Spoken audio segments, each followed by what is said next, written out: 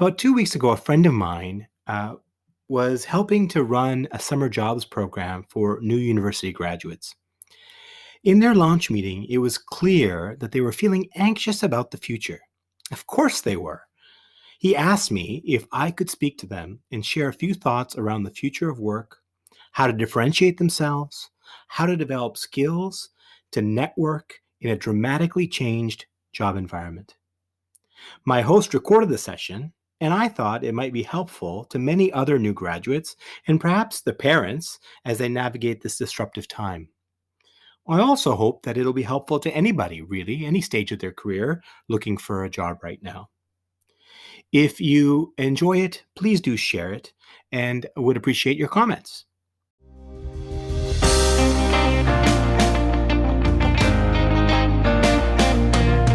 Welcome to the Navigating Disruption podcast. I'm your host, Shaquille Barmel. I'm the CEO of Ocean Blue Strategic and partner with the Summit Group. I'm a coach, consultant, and speaker, and I help leaders, entrepreneurs, and sales professionals make an impact through improved performance. In this podcast, I share insights and interviews with interesting leaders to define practical lessons that you can use to make an impact in the face of uncertainty.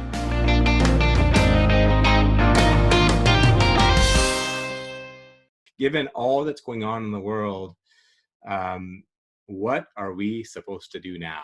Because everything you had planned for has shifted underneath you. And so the conversation I want to have with you today is really a conversation around how to actually not only survive, but thrive despite what's been going on.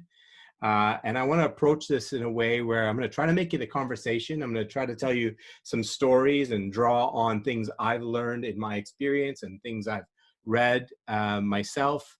And hopefully by the end of this session, you will feel a bit better about it. But one of the things I believe is very important in what I'm going to talk about is the idea of resilience comes from two things.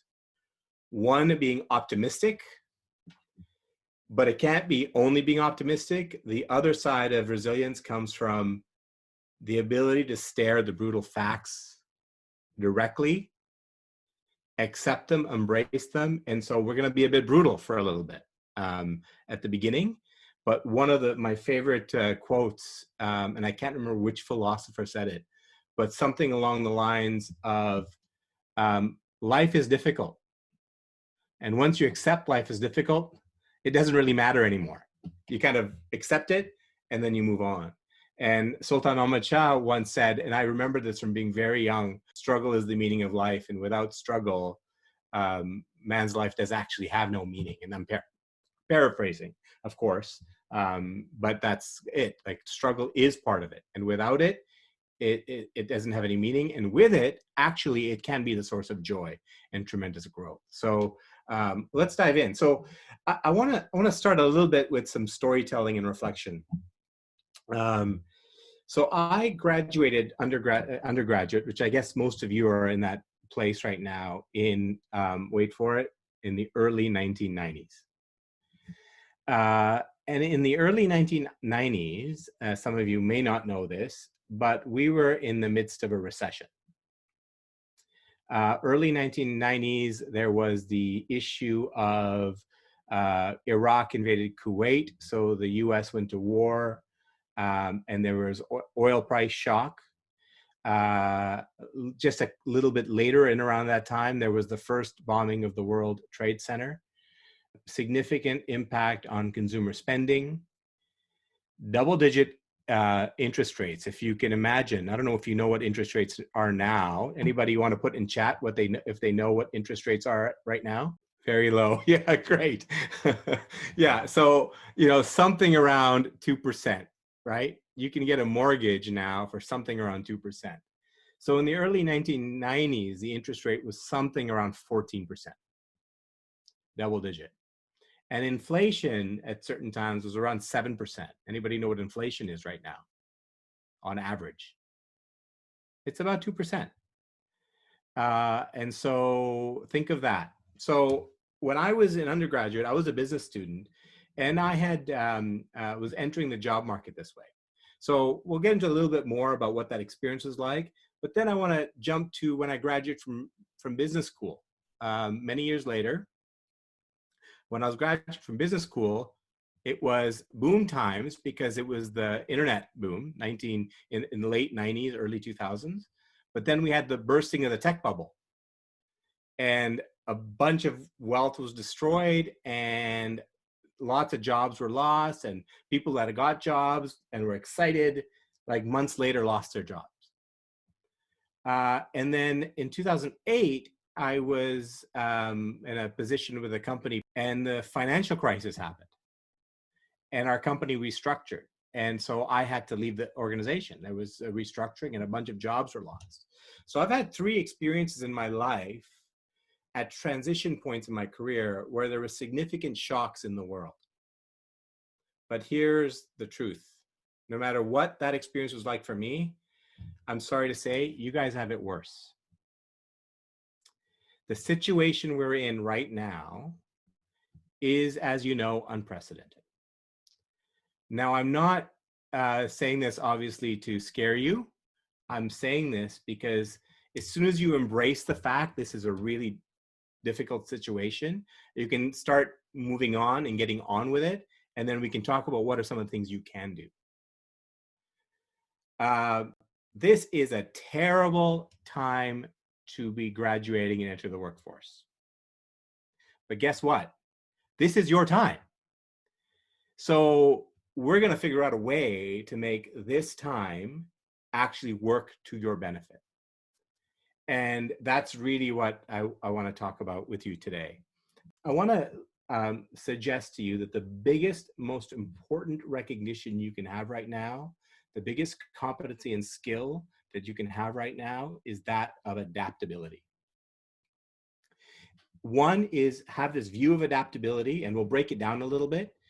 But the other part of adaptability is experiencing your ability to strengthen your adaptability through this time.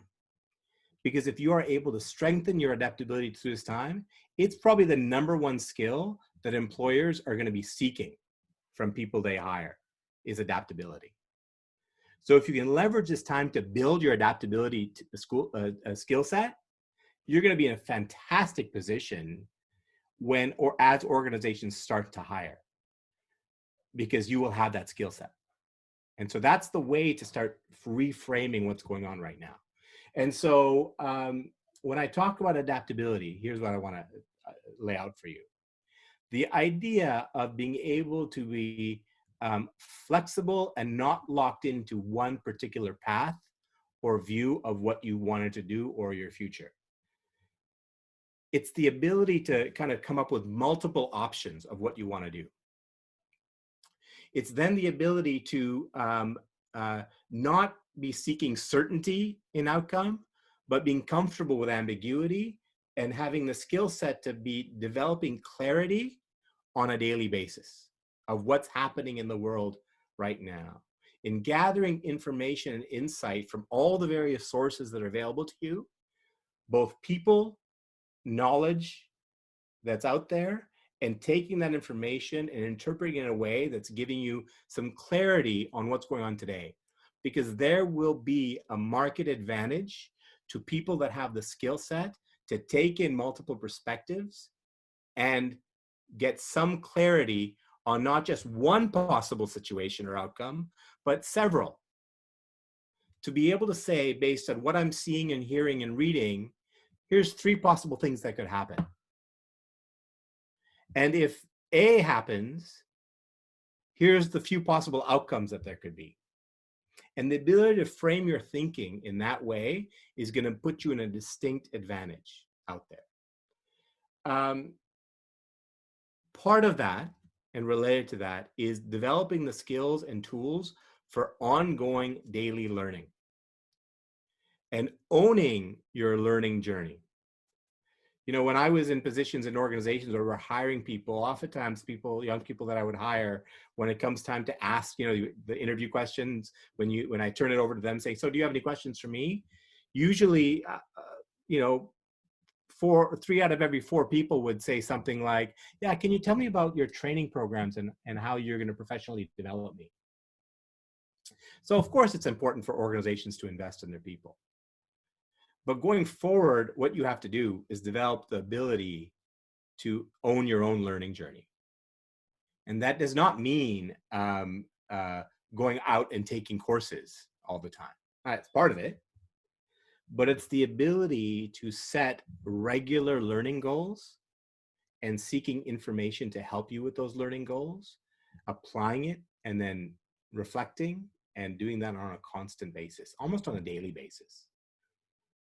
And then lastly, related to this adaptability, this is all related to adaptability, by the way, is the new networking skills for this environment, right? Right. We can't go to conferences. There aren't any career fairs that are live, virtual happening. You can't kind of impress people with your charisma, your warm smile, and your handshake as much and as easy as you could before. But there's a new reality now, and you're not the only ones facing it, by the way. Many people in sales are also experiencing this. But the good news is we're all going through it together. So there's a lot of learning and insights on how you can get through it, which you can then apply. Another opportunity for advantage. If you can take all the learnings that salespeople are putting in later in their careers to learn how to navigate this time, to build networks and build relationships, and you can apply that, competitive advantage for you. Because I can guarantee you there's not a lot of graduates coming out of programs that are pulling on lessons that salespeople are learning in their 40s and 50s, right? If you can take those lessons and apply them, you'll be at an advantage. So essentially, it's adaptability. So what I want to touch on now, do you know exactly what job or field you want to work in? So forget pandemic. Before pandemic, did you have a view in exactly what kind of job or field you wanted to work in? So 67% know exactly what they want to do and what field they want to work in, and 33% don't know. Okay. So I'm kind of going to say here, the people that don't know where they want to work, I might be in a bit of an advantage here. Right? And I say that jokingly, but I'll just now come back to my career. When I was coming out of school and when I was in my last year, I had a single focus. I wanted to work in the hotel industry. I wanted to work in the hospitality industry. I spent my entire final year of university in every class I had, focusing it on some aspect of the hospitality industry. And I was doing a project for my fourth year HR program around recruitment. And I went and I studied the Four Seasons hotel chain, which at the time was like the preeminent luxury hotel chain. And used that, got access into Four Seasons, met a bunch of people, interviewed them, wrote a great paper, sent the papers to the senior people at Four Seasons. I was going to get that job, right? On top of that, like many of you, I'm sure, I was an active volunteer. Extracurricular, I was involved in university. I was helping run my family business. So I had a lot of experience going in. So I thought, okay, shoo-in, I'm going to get this job. But I told you about the economy. These jobs weren't happening. And the relationships I built at the Four Seasons were crumbling. People were leaving. And so all that investment of time was going into it. So let me tell you where my opportunities were coming. I had one interesting offer to join the management training program of Kentucky Fried Chicken, KFC. I had one offer from the man that ran the car dealership and who bought gas from my dad's gas station. He offered me a position in their parts department. I'll tell you now, neither of those I was very excited about. And I quite, in a bit arrogantly, thought to myself, I didn't go to school for 4 years to run a KFC, right?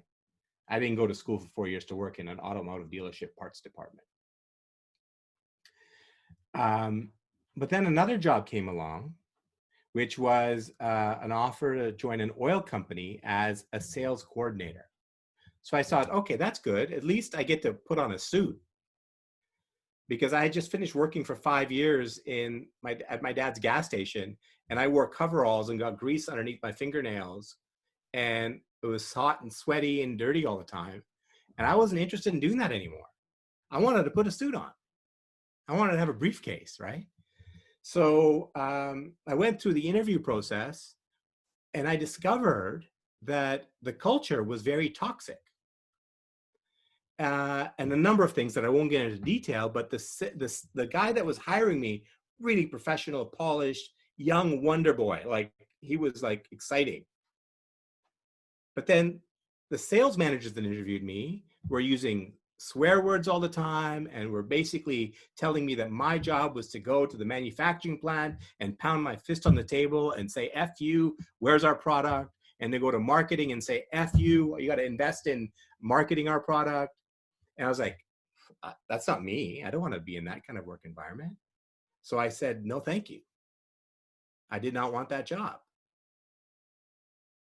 So when I said no to the HR manager, he asked me to come see him in his office. And he heard me out, and I was honest but professional about the work environment. He heard me out. He didn't disagree with me. And he said, so what would you do if you were hired and you accepted the job? What would you do to change the environment? Right? I was 20 something, and they're asking me what I would do to change the environment. And something switched in my brain where I now started to get to be that consultant wearing a suit and saying, here's my 3-point plan, right? Same situation, same environment, but different way of looking at it. And after speaking to the hiring manager one more time, he basically aligned with everything I was saying. And I decided career in hospitality industry was my plan. It's what I wanted to do. It wasn't going to work out. Here was an opportunity. And it was an opportunity to learn. And that's how I want you to think about the opportunities in the future, is don't judge the opportunities that you have in front of you based on, does this fit with what my plan was for myself? Does this fit with my vision for who I was going to be? Look at opportunities that come your way from the perspective of, how can I use this as a platform for learning? How can I stretch my capabilities? How can I see things that I wouldn't see otherwise? Because one of the things you'll learn as you get on with your career is all the fields that you can study, somehow they're all linked together. And the things that you might learn from going into education are completely applicable to things that you might apply in being an engineer, or the things that you might apply in working in HR, or that you might working in technology. All the fields come together, right? It's what Steve Jobs called the integration of arts and science. And we're seeing that a lot these days. So grabbing insights, information from developing many options, right? And it so turned out that that experience and being in the center of the conflict between sales, marketing, manufacturing, and seeing that on a regular basis was a remarkable foundation for me to build my career. Up until this day, I'm still drawing lessons from that experience. And so that's one thing I offer you from a perspective of adaptability. Think about the various options. The other thing that was very interesting in this experience was that I got a call to report on my first day to work, and put on, I got my suit on and my briefcase, empty briefcase, by the way, there's nothing in it. And I went into the office, but I was told to report to the manufacturing plant, not the sales office. When I went into the manufacturing plant, I was handed a pair of coveralls to put on. And just remember, I did not want to work with coveralls again. I did not want to get oil underneath my fingernails. Guess what my job in my first week was manufacturing engine oil. I was put on the line to make engine oil. That's comedy of the irony of it all. So I spent a week working with manufacturing, and then I went to the sales office the next week, and they sent me to the warehouse. Here's a pair of coveralls. I had to pick and pack and put orders together and ride on forklifts and do all that stuff. The types of things I did not want to do working in the parts department and KFC, I was doing. And the second week of the job, they had me calling customers and asking them a bunch of questions about what they cared about, what mattered to them. I didn't start my job until week 4. And in week 4, all hell broke loose, and it was a crazy, toxic environment. But the difference was I had a perspective of what manufacturing cared about, what the warehouse cared about, what customers cared about. So now when the salespeople were asking me to go pound my fist on the table and go ask for this, ask for that, I didn't have to, because I had a relationship with the manufacturing person and the warehouse person, and I understood what customers cared about. So I could then use my approach to get what I needed. So what's the lesson I want to share with all of you? I came out of school with this idea that I wanted to do this one thing, and I wanted to wear a suit, and I wanted to be this person. And it took some time for me to get to a different place, but I got to a different place, and it was the liftoff point for the rest of my career. I got to see and do things. I grew in so many ways with so many different positions in that organization. So I talked about this idea of adaptability, about having multiple options, about ongoing learning, and about networking in this new environment. And I want to suggest that if you embrace these ideas and what I'm about to share with you, I think you will be successful. I think you will be differentiated from others that aren't taking this approach. And if you don't, unfortunately, what I think you will experience is frustration. And you might be in a position where you take jobs or opportunities that will not leave you fulfilled in a few years, and you might not catch up, right? Because one of the things that happens during times of recession is obviously there's not as much hiring, but also for the hiring that does happen, the salaries are not as high. And the other challenge that happens when people are not hiring, at least large companies, you don't get the experiences like you would have gotten before of working in an office environment with other people and networking and learning from people. So unless you have a proactive strategy to overcome those things, you will find your career will lag behind. But if you embrace the idea of adaptability and some of the things we'll talk about that you can do, I think you'll be at an advantage and you'll be in a position to thrive as things turn around. But even now, you'll be in a position to grow and learn in ways that you wouldn't have been otherwise had you not had that perspective.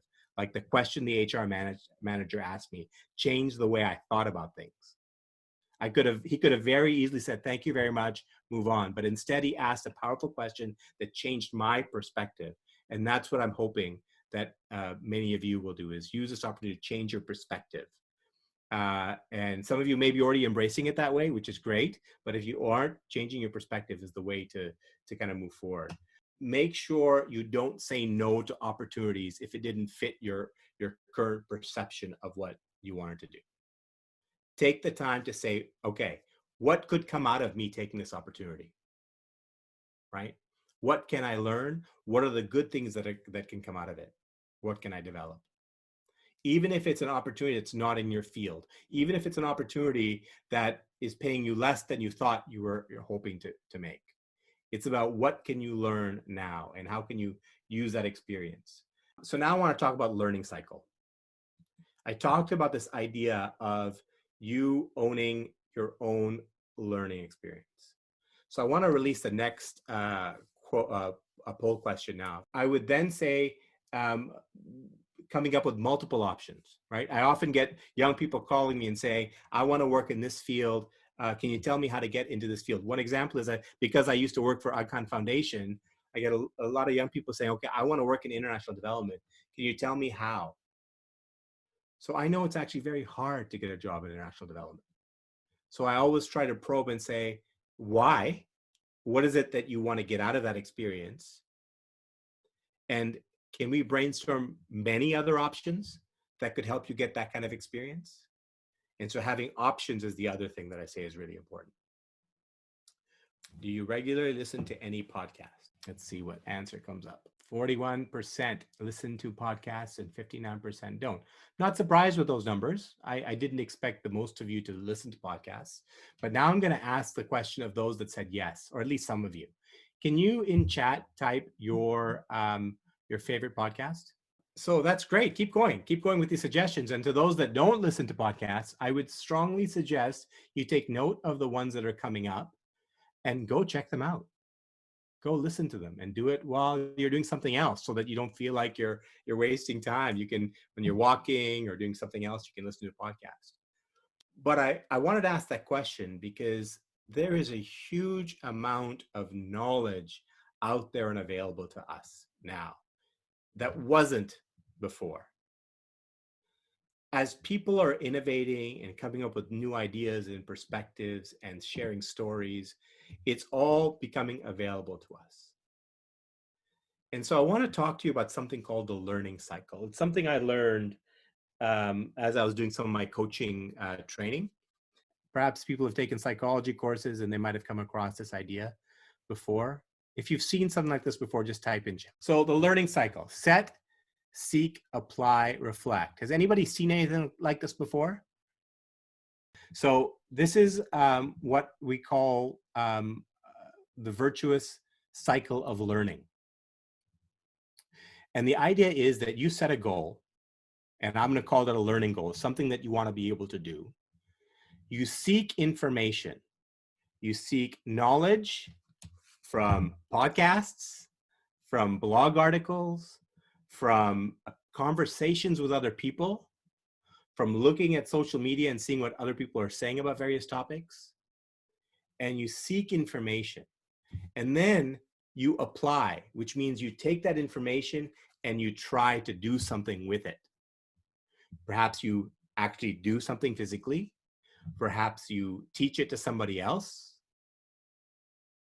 And once you do that, you then take the time to reflect. Reflect. How did it go? What did I do well? What did I not do well? And the idea with virtuous cycles of learning is not to necessarily create these big learning goals, but to make them small.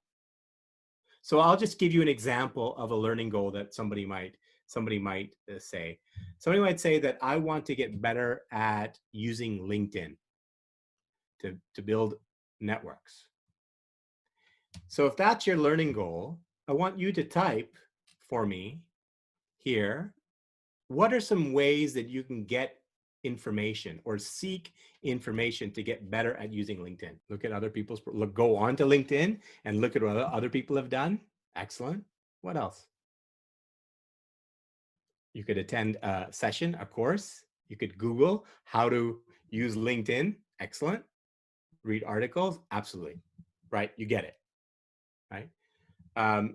Lots of sources of insight. I'm sure you could find a podcast out there on how to leverage LinkedIn. So you set the goal, you seek information, and then you do it, right? So if you've studied other people's profiles and you've read an article and you've attended that session on how to do a LinkedIn profile, then you do it. And then you reflect. Perhaps you share it with others. You ask for feedback.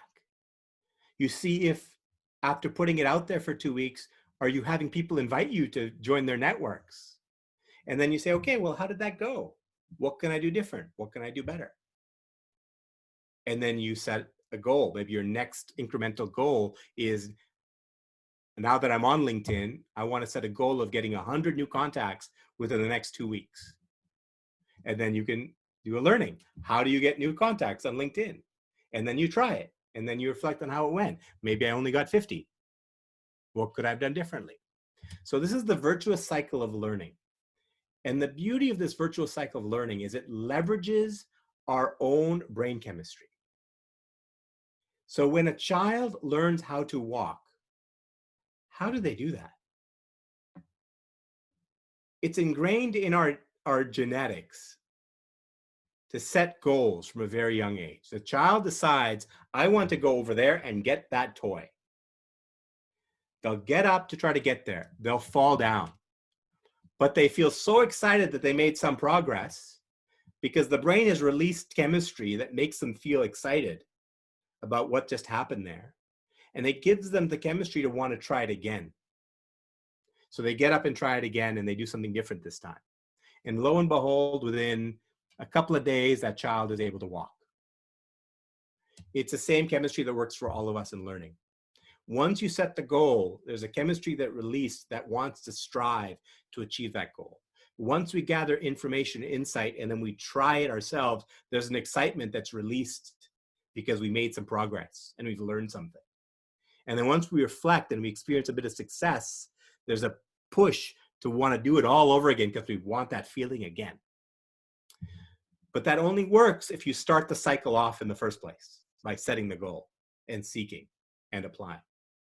But once you do that, the cycle turns itself. And when that cycle turns itself, you basically turn every single day into new learning. And every single day, your knowledge is getting incremental. So taking ownership of your learning is a really important part of the future. Not expecting other people to be responsible for giving you learning, but looking for ways to learn yourself, and not necessarily from formal mechanisms. Don't ignore formal mechanisms, but seek every single opportunity to learn every day, but through a cycle of setting, seeking, applying, and reflecting, and building that into your regular day-to-day. I've got this cycle actually on my whiteboard. And I just always try to make sure at any given point in time, I've got at least one learning goal that I'm working on. How many of you are on LinkedIn? Oh, there's 3 questions. Great. Oh, I forgot it. We wrote 3 questions. So answer all the questions. First, do you have a LinkedIn profile? And then how often are you on LinkedIn? Never. Less than once a week or more than once a week? And do you post content on LinkedIn? 2/3 have a LinkedIn profile. Quarter are never on LinkedIn, and another 30% are on once a week. And do you post content on LinkedIn? Very few post content, and most people don't post content. So this is the how-to portion. I'm going to be very specific here on the things that you can do, and they will be very powerful for you. Okay, and there's a couple of questions. We'll try to come back to those questions before we wrap up. First of all is recognizing, remember we talked about there's no certainty. It doesn't mean that people aren't going to try to predict what's going to happen. And some people will be right and some people will be wrong. But how do you access that information? LinkedIn is a very powerful way, if you spend time on it regularly, to see various perspectives on what people are seeing and posting and commenting on. So it's not just about the posts that people put on, it's about reading the reactions and the comments that people are making. On LinkedIn, there's also something called LinkedIn groups, which are special interest groups. So for whatever field you're interested in, you can go join a LinkedIn group. And some of them are private in that you have to be accepted and you fill in some questions, but go do it. They will accept you. And some of them are just open, anybody can join. For example, the Harvard Business Review one, it's got millions of members. You have to actually apply and get permission to join it, but everybody's accepted. So then you're getting conversations that are specific to a topic area. So step 1 is get yourself a LinkedIn profile if you don't already have one. Step 2 is start joining some of these groups. Now you will notice once you get the LinkedIn profile, people will start inviting you to connect. Accept everybody. Don't worry about is this person or that person. You can always delete them. LinkedIn is a professional place. Accept everyone. And ask people to invite people to connect. If you see somebody that's interesting, just invite them to connect.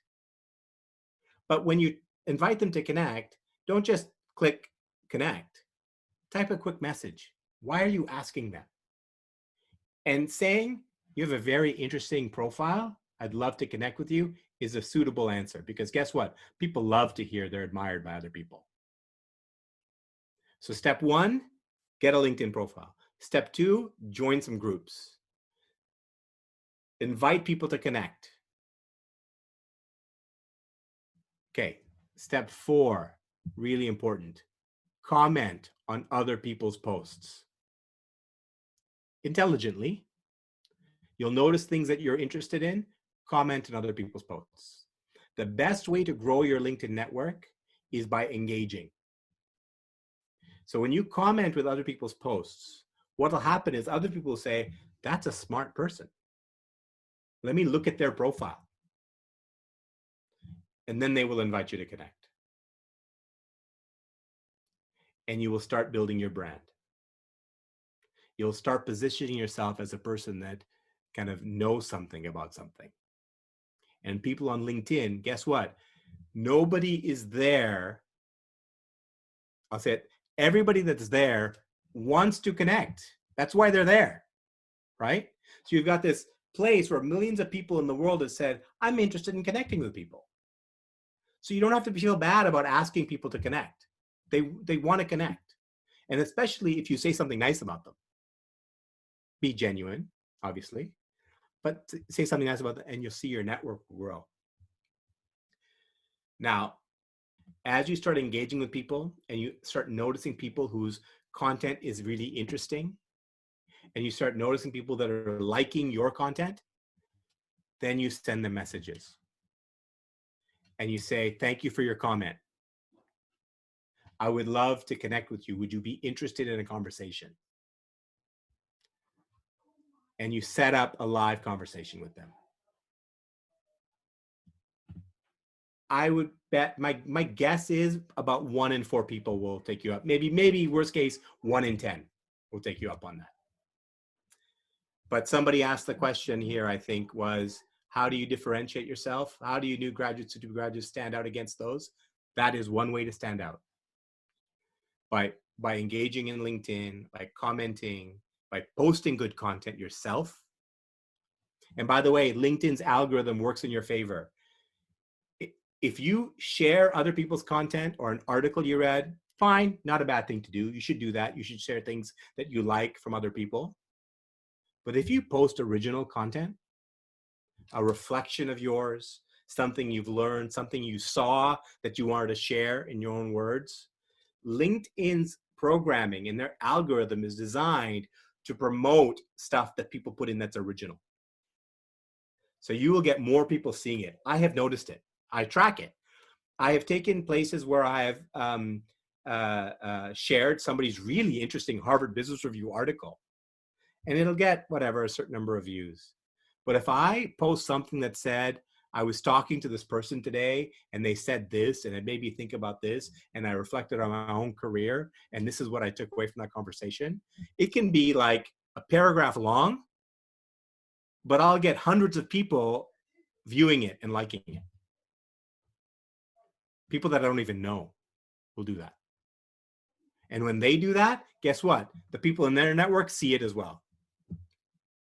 And so it's putting yourself out there and sharing your own original ideas. That's how you stand out.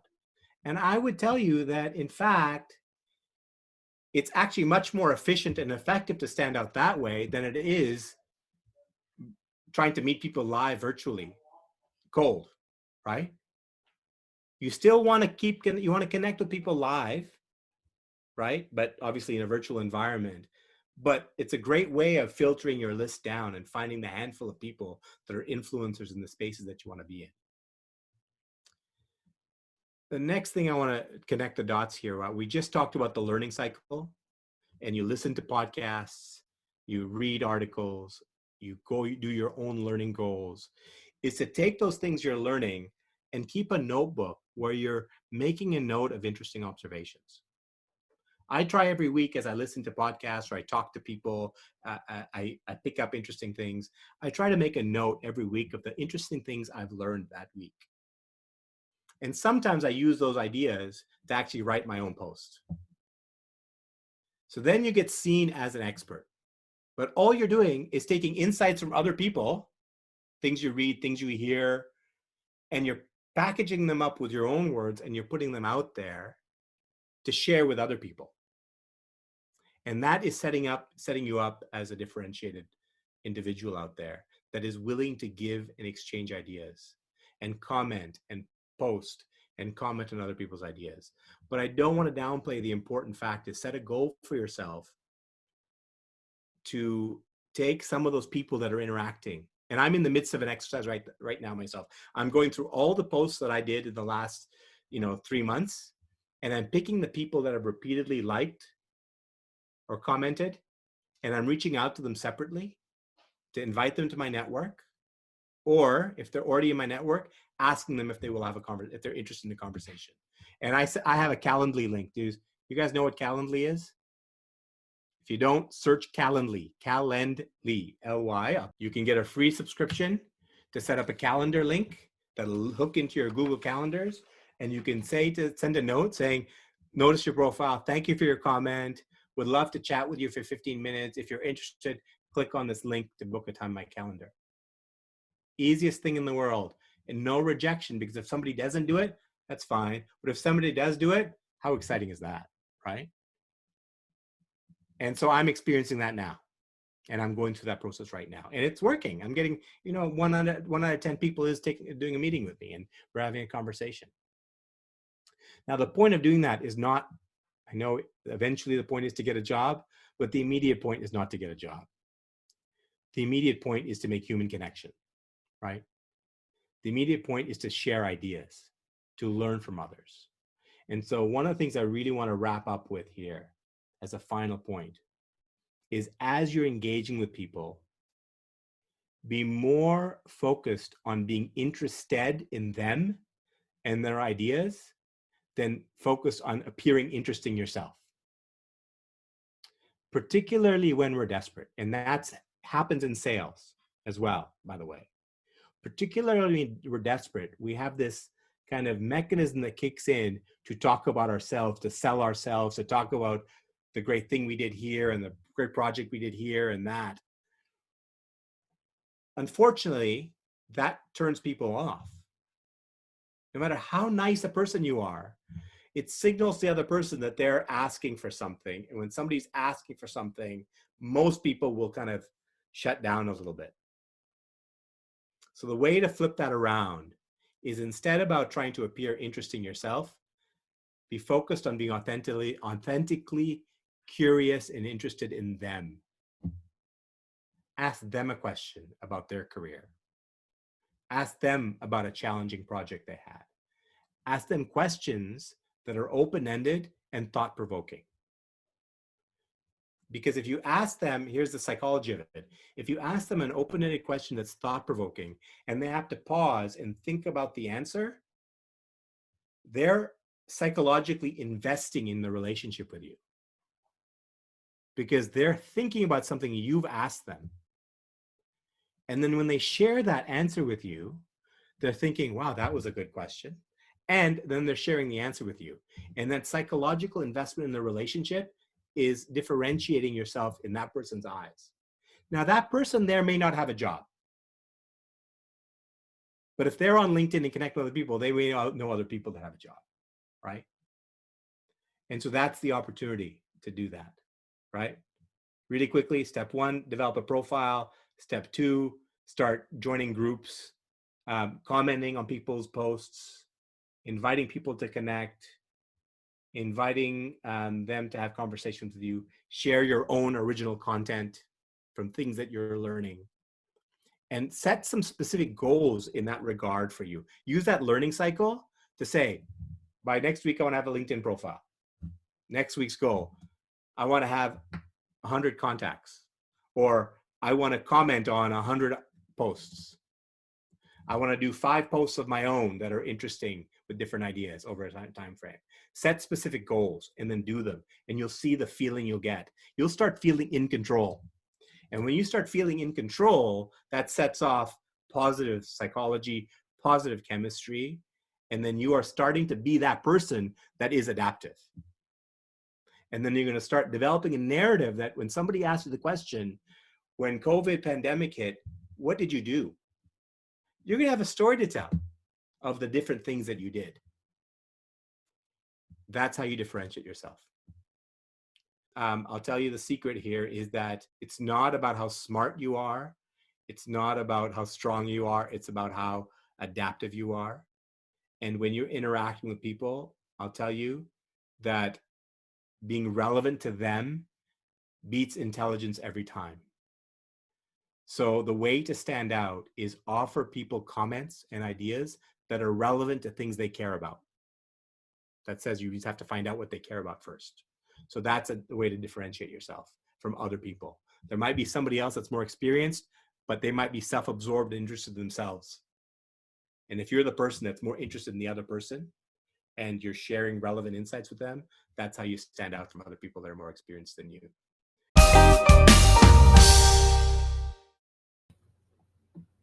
Thank you for listening. I hope that was helpful to you or to somebody that you care about.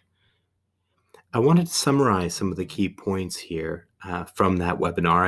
I described 6 things that they can do to become more adaptable in the future. The first was to be optimistic, but be aware of the difficulty and challenge and face it straight in the face. The second was to develop options and not cling to their one idea or their one track for their career plan, and to look at many options from the perspective of what can I learn from this and how can I grow. Third, we talked about seeking knowledge from the multiple sources available, podcasts, articles, other people, to generate clarity on a regular basis. Fourth, we talked about taking ownership of their own learning journey and using the learning cycle to mobilize their brain's full capability for growth. Fifth, we talked about engaging on LinkedIn by commenting on other people's content, by sharing their own ideas, informed by what they've been learning, to grow their network. And sixth, we talked about converting those contacts on LinkedIn into real life conversations. And in those conversations, to engage authentically, to be curious and to seek to learn from the others. Again, I hope this has helped you. And please do share it if it has. And if you want to learn more about me or connect with me, you can find me on LinkedIn, Shaquille Barmel, or on my website at oceanbluestrategic.com. Have a great day. Thank you for listening. If you enjoyed this episode, please rate, review, or share it. I want to say thank you to one of my favorite bands, Late Night Conversations, for sharing their song Chaos with me and letting me use it in this episode. You can learn more about them on Instagram at LNC Connected. And here's more of their song Chaos to take you out.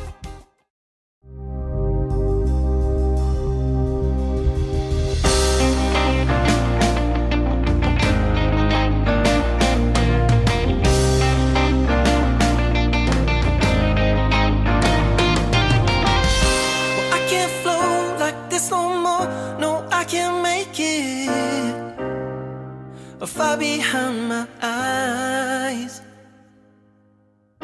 mediation, suffocation, it'll break me. Information in disguise. But when your eyes finally found mine, you were there, but I'm defined by the chaos in my mind. I believe what I perceive is a weave tearing at the seams, and I wonder what's behind. And my ears are bleeding, and the reasonings and the logic of the season, taking the pleasing from my soul and leaving me to die. And I feel the lacing, LNC like racing, unstationary animation taking me